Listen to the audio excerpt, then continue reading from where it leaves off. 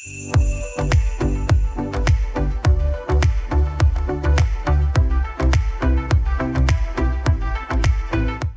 सत श्री अकाल दोस्तों, मैं हाँ रिशपाल हेयर इंडोज टीवी तो 26वें शहीदी टूरनामेंट का जो शुरुआत है वो हो चुकी है।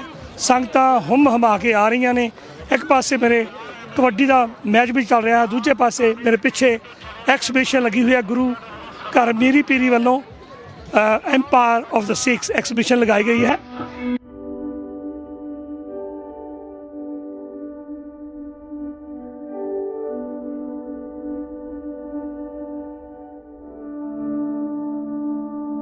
हाँ जी, तुसी देख रहे हो 1984 के हमले दौरान जो नुकसान होया, जो अकाल तख्त नूं ढाया गया, उसका एक मॉडल तैयार किया गया जो मेरे सामने है।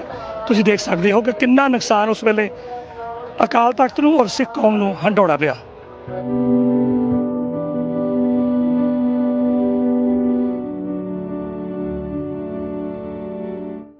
मेरे नाल सिडनी तो गुरप्रीत सिंह जी जुड़े ने जो 26वां शहीदी टूरनामेंट हिस्सा लेना आए ने, देखण आए ने ते इस वेले एक्सीबिशन देख रहे ने। मैं इन्हों तो पुछदा। हाँ जी गुरप्रीत सिंह जी, तुहाडा इंडोज टीवी ते स्वागत है। धन्यवाद जी, बहुत बहुत। मेले में पहली बार आए हो या अगे भी कभी आए हो? हाँ जी, मैं पहली बार आया जी। पिछले साल ट्राई किया सी बट थोड़ा बिजी सी। इस साल फिर टाइम कढ़िया जी आने वास्ते जी। मैनू बहुत वधिया लगा इत्थे आके। अच्छा, तो सिडनी तो कदों आए? मैं सिडनी तो अज ही आया जी सवेरे। अच्छा जी। हाँ जी, एक्चुअली उंज मैनू 10 साल हो गया जी सिडनी च। हाँ जी हाँ जी। तो पहली बार मौका मिला? हाँ जी, पहली बार मौका। तुसी अज दे जोड़ मेले बारे तुहाडे की ख्याल ने? ਮੈਨੂੰ ਇਹ ਬਹੁਤ ਵਧੀਆ ਲੱਗਾ ਜੀ। ਇਹ ਬਹੁਤ ਵਧੀਆ ਉਪਰਾਲਾ ਹੈ ਕਿ ਜੋ ਕਿ ਗ੍ਰਿਫਿਥ ਦੀ ਸੰਗਤ ਸਾਰੀ ਸਿਡਨੀ ਸਾਰੇ ਆਸਟ੍ਰੇਲੀਆ ਦੀ ਸਿੱਖ ਸੰਗਤ ਕਰਦੀ ਹੈ ਤੇ ਇਹਦੇ 'ਚ ਸਾਨੂੰ ਬਹੁਤ ਕੁਝ ਸਿੱਖਣ ਨੂੰ ਮਿਲਦਾ ਹੈ ਜੀ। ਜੋ ਇੱਧਰ ਦੇ ਬੱਚੇ ਜੰਪਾਲਾ ਆਪਣੀ ਕਲਚਰ ਦੇ ਨਾਲ ਜੀ ਜੁੜੇ ਰਹਿ ਸਕਦੇ ਨੇ ਤੇ ਇੱਕ ਸਿੱਖੀ ਨੂੰ ਇਹਨਾਂ ਕੰਟਰੀ 'ਚ ਪ੍ਰਮੋਟ ਕਰਨ ਦਾ ਬਹੁਤ ਵੱਡਾ ਉਪਰਾਲਾ ਜੀ ਇਹ। ਤੁਸੀਂ ਜੋ ਆਸਟ੍ਰੇਲੀਅਨ ਸਿੱਖ ਖੇਡਾਂ ਹੁੰਦੀਆਂ ਨੇ ਕਦੇ ਉਹਨਾਂ ਤੇ ਗਏ ਹੋ? हाँ जी, साढ़े उत्थे सिडनी च नेड़े तेरे नीयर बाय कुछ लाइक रूटी हिल है जी। उत्थे गेमां होंदियां ने, चांस मिलिया जी उत्थे जान दा जी। ਤੇ ਤੁਹਾਨੂੰ ਸਿੱਖ ਖੇਡਾਂ ਦਾ ਤੇ ਇਸ ਗ੍ਰਿਫਤ ਟੂਰਨਾਮੈਂਟ ਦਾ ਮਾਹੌਲ ਜਾਂ ਕਿਹੋ ਜਿਹਾ ਕੀ ਫਰਕ ਲੱਗਦਾ?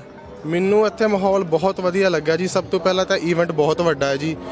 ਹਰ ਇੱਕ ਸਟੇਟ ਤੋਂ ਆਲਮੋਸਟ ਬੰਦਾ ਆਇਆ ਹੋਇਆ ਜੀ ਇੱਥੇ ਤੇ ਮਤਲਬ ਕਹਿਣ ਦਾ ਮਤਲਬ ਜਿੱਦਾਂ ਜੀ ਐਗਜ਼ੀਬਿਸ਼ਨ ਦੇ ਵਿੱਚ ਸਾਨੂੰ ਸਾਰਾ ਕੁਝ ਦਿਖਾਇਆ ਗਿਆ ਜੋ ਕਿ 1984 ਚ ਹੋਇਆ ਸੀ ਜੀ। ਬਹੁਤ ਵਧੀਆ ਲੱਗਾ ਜੀ ਸਾਰਾ ਕੁਝ, ਨਾਲੇ ਸਿੱਖ ਗੇਮਸ ਦੇਖ ਕੇ ਜੀ।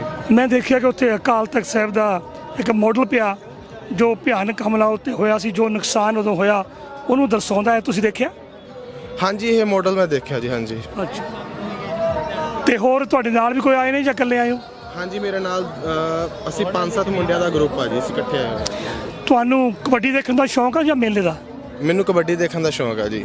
ਹਾਂਜੀ, ਮੈਂ ਸਪੈਸ਼ਲੀ ਜਦੋਂ ਰੂਟੀ ਹਿਲ ਮੇਲਾ ਹੋਇਆ ਸੀ ਜੀ ਉਦੋਂ ਵੀ ਸਪੈਸ਼ਲ ਕਬੱਡੀ ਦੇਖਣ ਹੀ ਗਿਆ ਸੀ ਜੀ। ਹਾਂਜੀ, ਨਾਲੇ ਨਹੀਂ ਜੀ ਮੈਨੂੰ ਆਪਣੇ ਲੋਕਾਂ 'ਚ ਵਿਚਰਨਾ ਬੜਾ ਵਧੀਆ ਲੱਗਦਾ ਜੀ। ਬਹੁਤ ਬਹੁਤ ਧੰਨਵਾਦ ਜੀ। ਧੰਨਵਾਦ ਜੀ, ਥੈਂਕ ਯੂ ਸੋ ਮਚ।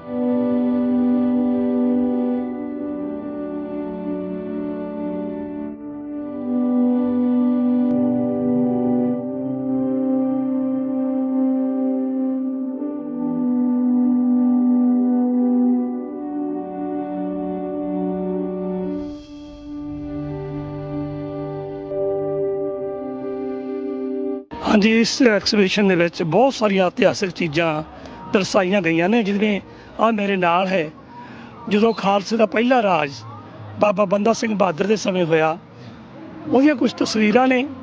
ਤੇ ਆਹ ਦੇਖੋ ਜੀ, ਜਿਹੜੀ ਉਹਨਾਂ ਦੇ ਵੇਲੇ ਮੋਹਰ ਜਾਰੀ ਕੀਤੀ ਗਈ ਇਹ ਉਸ ਦੀਆਂ ਕੁਝ ਤਸਵੀਰਾਂ ਨੇ। ਤੇ ਨਾਲ ਦੀ ਨਾਲ ਜਦੋਂ ਆਪਾਂ ਅੱਗੇ ਚੱਲਦੇ ਹਾਂ, ਅਫਗਾਨ ਸਿੱਖ ਵੋਰ ਦੇ ਕੁਝ ਹਥਿਆਰ ਨੇ, ਪਿਸਟਲ ਨੇ, ਜੋ ਉਹਨਾਂ ਦੀਆਂ ਤਸਵੀਰਾਂ ਲੱਗੀਆਂ ਨੇ। ਇੱਧਰ ਜਦੋਂ ਸਿੱਖਾਂ ਦੇ ਸਿਰਾਂ ਦੇ ਮੁੱਲ ਪੈਂਦੇ ਸੀ, ਉਹਨਾਂ ਮੋਹਰਾਂ ਮਿਲਦੀਆਂ ਸਨ, ਇਹ ਉਹ ਸਮਾਂ ਦਰਸਾਉਂਦਾ ਹੈ। ਇੱਧਰ ਸਾਡੀਆਂ ਬੀਬੀਆਂ, ਸਿੱਖ ਬੀਬੀਆਂ ਜਿਨ੍ਹਾਂ ਨੇ ਉਸ ਘਾਲੂਘਾਰ ਦੇ ਦੌਰਾਨ ਆਪਣੇ ਬੱਚਿਆਂ ਦੇ ਹਾਰ ਡਲਾਂ ਦੇ ਵਿੱਚ ਪਵਾਏ, ਇਹ ਉਸ ਵੇਲੇ ਦੀ ਤਸਵੀਰ ਹੈ। ਔਰ ਮੇਰਾ ਖਿਆਲ ਹੈ ਕਿ ਸਾਡੇ ਬੱਚਿਆਂ ਨੂੰ ਇੱਥੇ ਆਉਣਾ ਚਾਹੀਦਾ, ਇਹ ਤਸਵੀਰਾਂ ਨੂੰ ਦੇਖਣਾ ਚਾਹੀਦਾ, ਇਤਿਹਾਸ ਨੂੰ ਜਾਣਨਾ ਚਾਹੀਦਾ। ਉਹਨਾਂ ਵਾਸਤੇ ਬਹੁਤ ਚੰਗੀ ਵੱਡੀ ਬਹੁਮੁੱਲੀ ਜਾਣਕਾਰੀ ਹੈ, ਇਸ ਤੋਂ ਬਹੁਤ ਕੁਝ ਸਿੱਖ ਸਕਦੇ ਨੇ।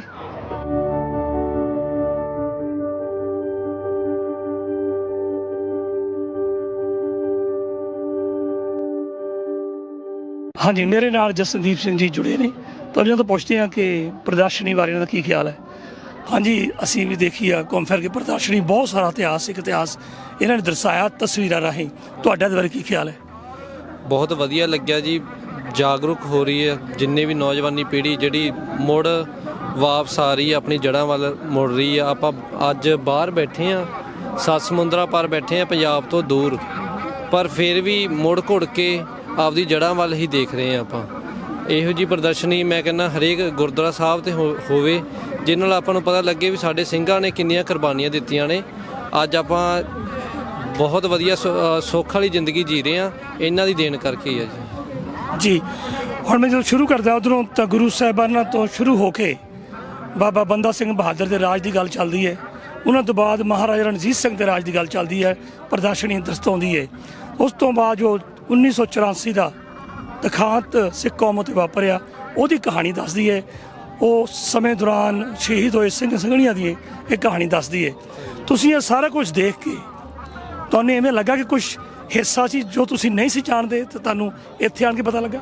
ਹਾਂਜੀ, ਬਹੁਤ ਕੁਛ ਹੈ ਜੀ। ਬੜੇ ਆਪਰੇਸ਼ਨ ਨੇ। ਆਪਾਂ ਨੂੰ ਸਿਰਫ ਆਪਰੇਸ਼ਨ ਬਲੂ ਸਟਾਰ ਬਾਰੇ ਪਤਾ ਵਾ, ਪਰ ਉਦੋਂ ਇਲਾਵਾ ਵੀ ਬਲੈਕ ਥੰਡਰ ਆਪਰੇਸ਼ਨ ਹੋਇਆ ਜੀ 1986 ਦੇ ਵਿੱਚ, ਉਹਦੇ ਬਾਰੇ ਵੀ ਇਹਦੇ ਵਿੱਚ ਜਾਣੂ ਕੀਤਾ ਗਿਆ ਵਾ। ਹਾਂਜੀ, ਤੇ ਮੈਂ ਕਹਿੰਦਾ ਜੀ ਮੇਰੇ ਹਿਸਾਬ ਨਾਲ, ਚਲੋ ਮੈਂ ਤਾਂ ਇਤਿਹਾਸ ਪੜ੍ਹਦਾ ਵਾਂ, ਮਤਲਬ ਜਿੰਨਾ ਮੇਰੇ ਕੋਲ ਹੁੰਦਾ ਵਾ ਹੈ ਨਾ, ਮੈਂ ਜਿੰਨੀ ਵਾਹ ਲੱਗਦੀ ਆਪਾਂ ਪੜ੍ਹਦੇ ਹਾਂ, ਪਰ ਬਹੁਤੀ ਤਾਦਾਦ 'ਚ ਲੋਕਾਂ ਨੂੰ ਸਿਰਫ ਇੰਨਾ ਹੀ ਪਤਾ ਵੀ 84 'ਚ ਸਿਰਫ ਹਮਲਾ ਹੋਇਆ ਸੀਗਾ, ਕਾਰਨ ਨਹੀਂ ਪਤਾ ਤੇ ਕੌਨਸੀਕੁਐਂਸਿਸ ਨਹੀਂ ਪਤਾ ਇਹਦੇ। ਹਰ ਇੱਕ ਬੰਦੇ ਦੇ ਆਪਣੇ ਅੰਦਾਜ਼ੇ ਨੇ। ਬਿਲਕੁਲ ਜੀ, ਬਹੁਤ ਬਹੁਤ ਧੰਨਵਾਦ ਜੀ।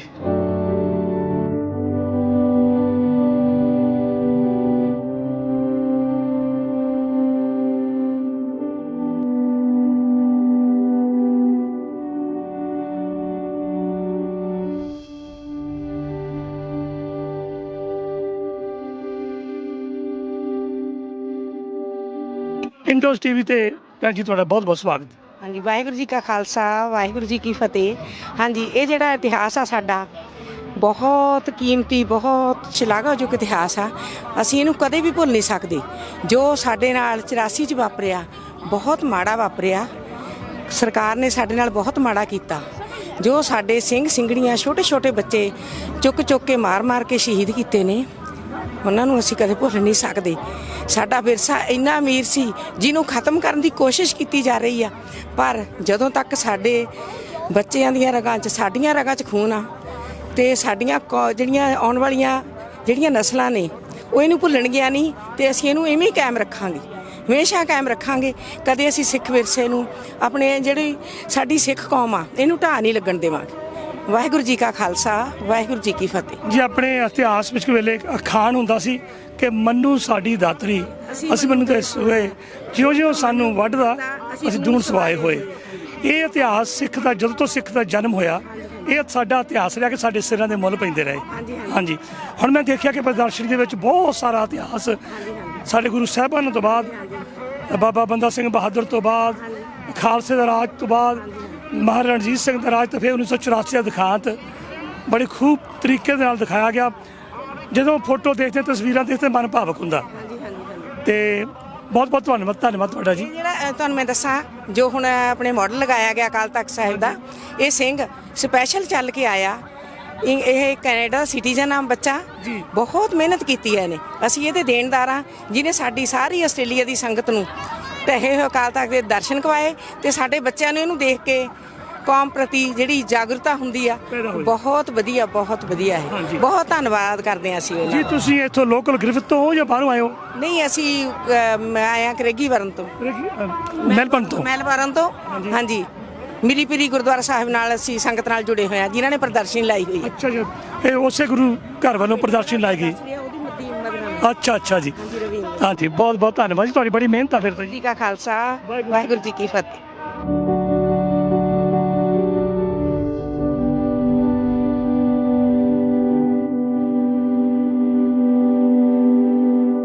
ਐਕਸੀਬਿਸ਼ਨ ਲਗਾਈ ਗਈ ਹੈ ਜੋ ਕੋਇਨਸ ਬਣੀਆਂ 1827 ਦੇ ਵਿੱਚ ਮਹਾਰਾਜਾ ਰਣਜੀਤ ਸਿੰਘ ਦੇ ਸਮੇਂ।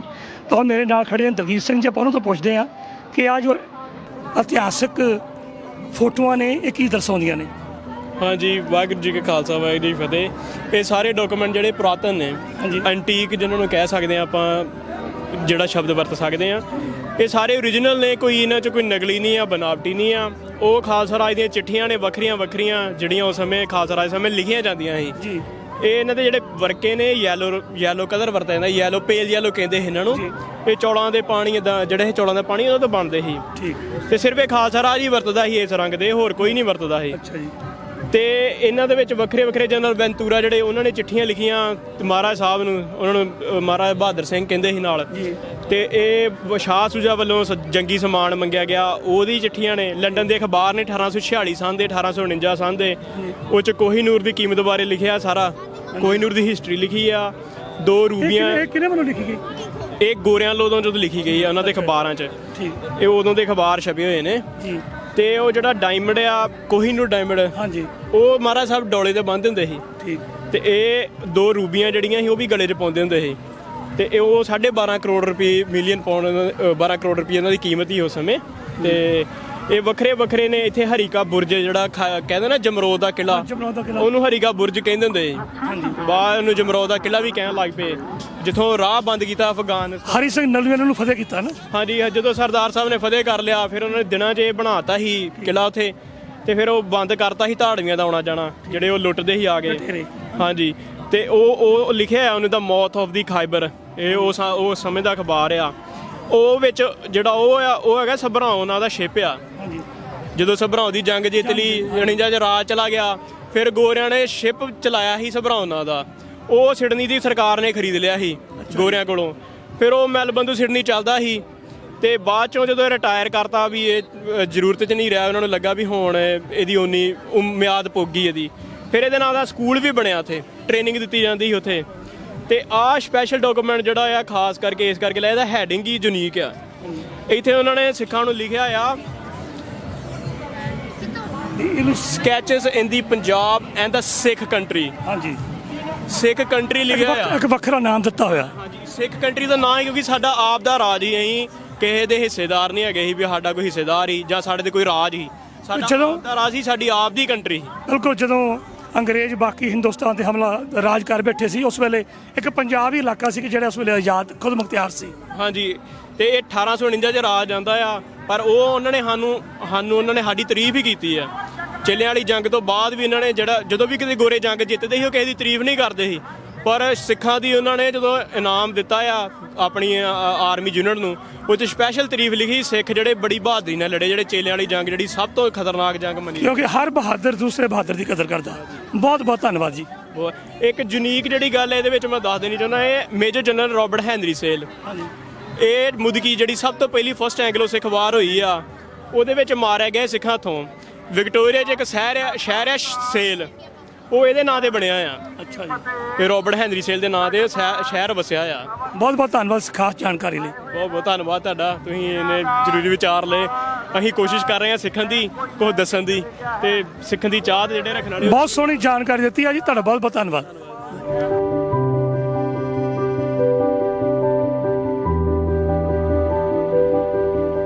ਗੁਰਦੁਆਰਾ ਨੀਰੀ ਪੀਰੀ ਮੈਲਬਨ ਵੱਲੋਂ ਬਹੁਤ ਹੀ ਮਿਹਨਤ ਦੇ ਨਾਲ ਇਹ ਤਸਵੀਰਾਂ ਰਾਹੀਂ ਜੋ ਪ੍ਰਦਰਸ਼ਨੀ ਕੀਤੀ ਗਈ ਹੈ ਸਾਡੇ ਸਿੱਖ ਇਤਿਹਾਸ ਦੀ, ਬਹੁਤ ਹੀ ਪ੍ਰਸ਼ੰਸਾਜਨਕ ਹੈ।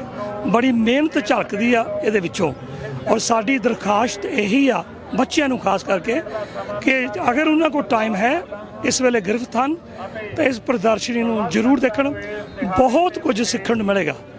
ਕਈ ਲੋਕ ਹੁੰਦੇ ਨੇ ਕਿ ਉਹਨਾਂ ਇਤਿਹਾਸ ਬਾਰੇ ਨਹੀਂ ਜਾਣਦੇ, ਪਰ ਨਹੀਂ ਜਾਣਦੇ ਕੋਈ ਗੱਲ ਨਹੀਂ, ਤੁਸੀਂ ਇਸ ਪ੍ਰਦਰਸ਼ਨੀ ਵਿੱਚ ਆਓ ਤੇ ਤੁਹਾਨੂੰ ਸਾਰੇ ਸਿੱਖ ਇਤਿਹਾਸ ਤੋਂ, ਗੁਰੂ ਸਾਹਿਬਾਨਾਂ ਤੋਂ ਲੈ ਕੇ 1984 ਤੋਂ ਉਸ ਤੋਂ ਬਾਅਦ ਦਾ ਇਤਿਹਾਸ ਤੁਹਾਡੇ ਸਾਹਮਣੇ ਆ ਜਾਵੇਗਾ। ਇਸ ਦੇ ਨਾਲ ਹੀ ਤੁਹਾਤੋਂ ਇਜਾਜ਼ਤ ਲੈਂਦਾ ਮੈਂ ਹਰਸ਼ਪਾਲ ਹੇਰ, ਇੰਡੋਜ਼ TV।